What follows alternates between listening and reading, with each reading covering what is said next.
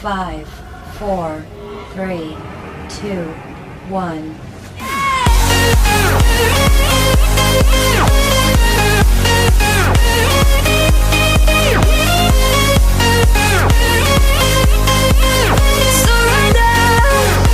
What's up, Wildcats? We're back bringing you the next episode of the Weekly Wire. Prepare to be plugged into everything happening around campus. Your Weekly Wire starts now.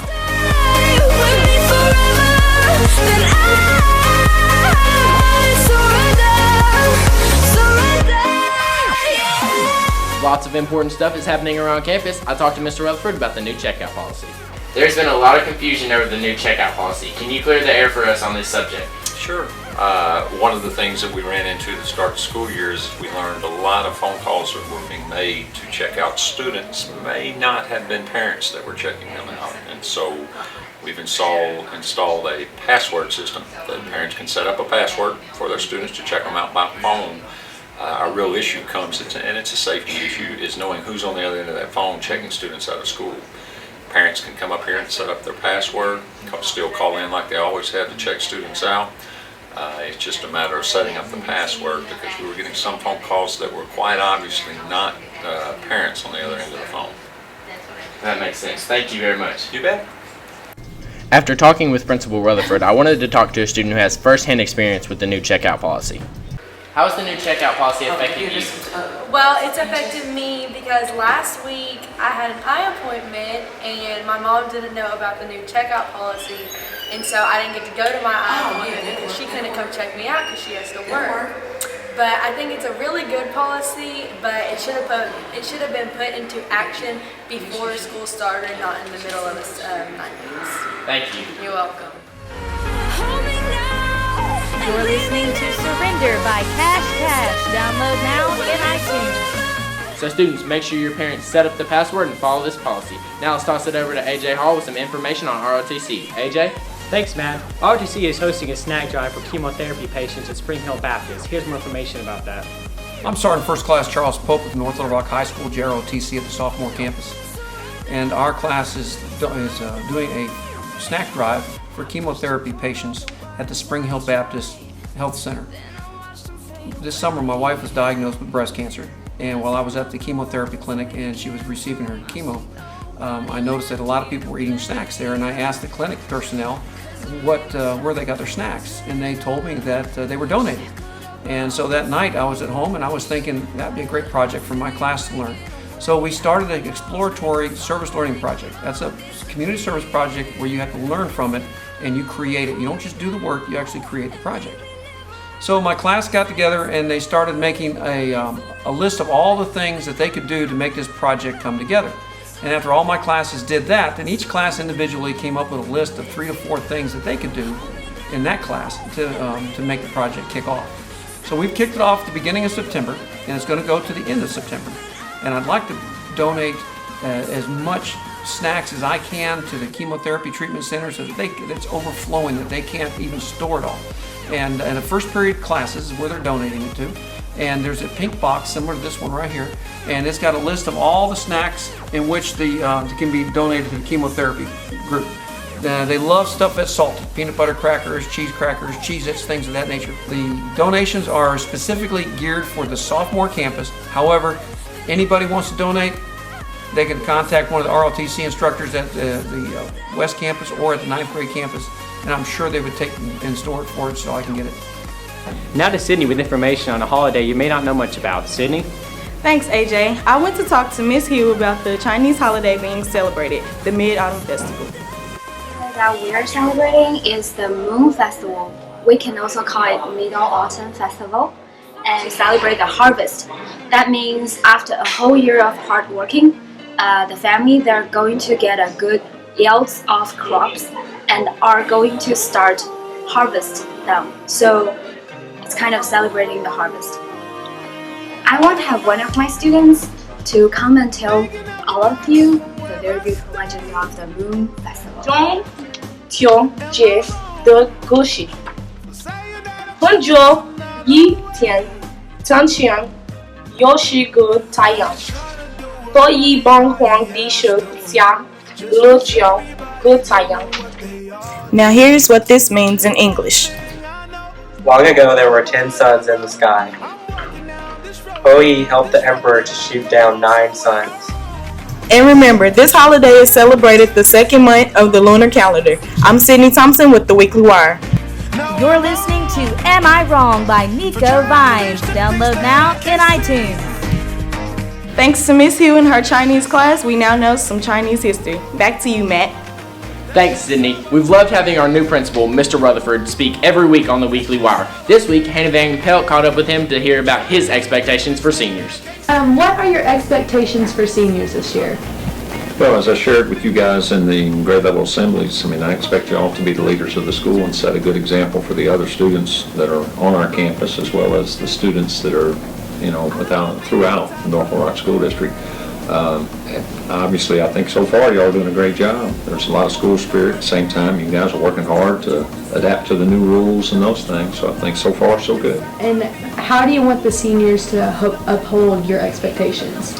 Well, I think they've got to be themselves. But obviously, get to class on time. That helps. Not get senioritis before senioritis sets in, which seems to be a little bit of a problem thus far. But just to fulfill what they need to finish their high school experience in order to be able to go on to whether they're going off to college or whether they're headed off to go get a job or whatever it may bring.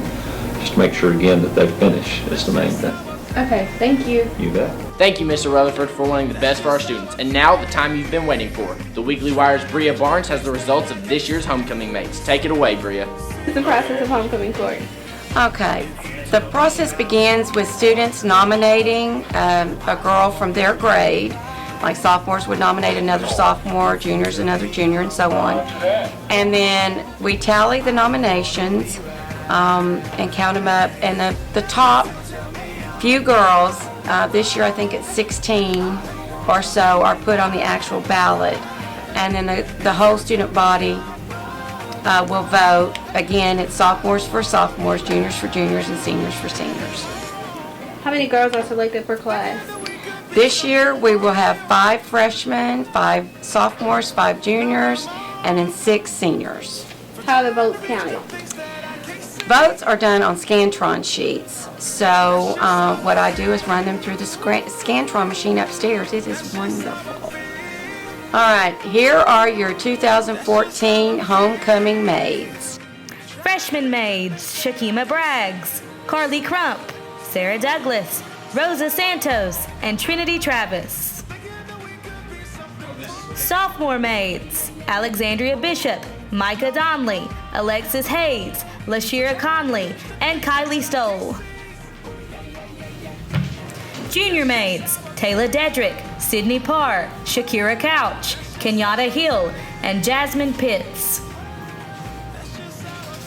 Senior maids: Marissa House, Casey Kletcher, Sky Robinson, Leandra Hawkins, Anel Guapo, and Tamora Williams.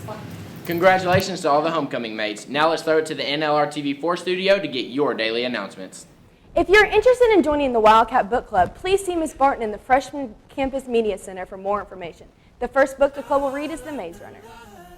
A group of NLR High School art students participated in Thea Foundation's annual Thea Paves the Way event at Clinton Center this last Saturday, along with many other schools across the state. They did a great job. Here are a few pictures of their work.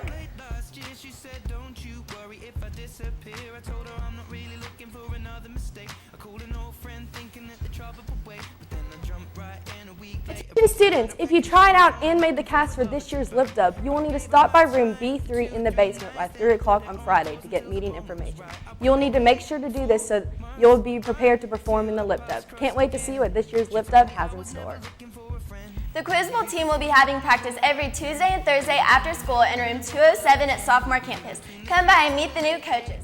So make sure you tune in to your daily announcements every day at 12:15. Now let's see what's going on with NLR Sports. Martez? A lot's going on, man. I talked to some NLR football players about the move to War Memorial and how it affected them personally.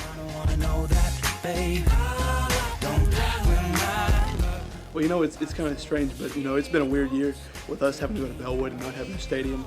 But we faced adversity before, and this is just another step we have to take in order to play in a state championship game, so it's one we're willing to take. Other than that, it's really nice. War Memorial's a big stadium and it fits a lot of people, so it's always nice playing in front of a big crowd with the lights on and stuff. Singing out Aretha all over the track like a feature, and never wants to sleep. I guess that I don't want to either. But me and her, we make money the same way. It's been a challenge, especially with me being the manager and having to move around and adjust to the different sideline and the different things that I would have to do there. But other than that, we've been able to overcome it, even though it's annoying at times. Yeah. You should figure it out while I'm sat here singing. Don't win my love. That heart is so cold all over my own. The photos of the week are Balance by Madison Johnson and Hallie Hill, and Space by Griffin Buckley and Peyton Land. Being at War Memorial sure has been awesome. Now here's the Nation Verser with some information on the tennis team. Let's serve it over to her. What are you guys working on for upcoming games? I'm working on serving it better because we didn't practice as much last year on that, and we're working on getting it in. Okay. And what would you say to other students to encourage them to join tennis? It's like a big family. Everybody's so funny, and I just have a lot of fun, and everybody's really close, and we always encourage each other and watch each other. Thank you, Julia. What are you guys working on for upcoming games and tennis? Right now we're working on placement of the ball, and we're working on our serves, and we're working with a pro named Jimbo, and he's giving us lessons for. Okay. And why did you join tennis, and why is tennis important to you? Personally, I feel like tennis is important to me because, well, it's a fun thing to do with like your friends and stuff, and it's something you can do for the rest of your life, I guess. And I joined because my friend Chase, he asked me to join. All right, thank you, Alex. No problem. Thanks, Denisha. Homecoming week is right around the corner, and the Weekly Wire's Kurt Schultz went out across campus to ask students what they think the spirit days for homecoming week should be. With homecoming right around the corner, I talked to some of you guys to see what you think some of the spirit days will be. I think we'll have I think one of the spirit days is going to be probably Blue and Gold Day. Culture Day. Disney Day. We should have a superhero day. Y'all should really think about that. What do y'all think? I'll be like Superman, you know. Hillbilly Day. Hillbilly Day. There's obviously a Spirit Day. So everybody can dress up and like, yeah, America Day. Yes. There should be another Disney Day because that was Disney Day. Yeah, I love. Later, I talked with Student Council Vice President Rebecca Wink to see what the actual days are for Spirit Week. This year for Spirit Week, Student Council is really excited about the themes we picked out. So for Monday, it's going to be Culture Day. And now this is expanded, so you can dress up like America if you want to, or you can do like English culture, or French culture, or Latin American culture, whatever you want for that. And then Tuesday is Tacky Day, so whatever you think is tacky, you can wear. And then Wednesday will be Character Day, so we've now expanded this outside of just Disney. So you can do Pixar, or superheroes, or whatever you want. And then Thursday is Blue and Gold. And then Friday is Flashback Friday, so that can either be like a flashback from you for a previous time in your life, or a flashback to a different decade, whichever one you want. Spirit Week is September 29th through October 3rd. For the Weekly Wire, I'm Kirk Schultz. You're listening to Really Don't Care by Demi Lovato. Download now in iTunes. That was great. Thanks, Kurt. Well, it's that time of week. Harrison Russell joins me with this week's Weekly Wire hashtag. Thank you all for sending in pictures of last week's hashtag NLR lunch. Here's just a few that y'all sent in.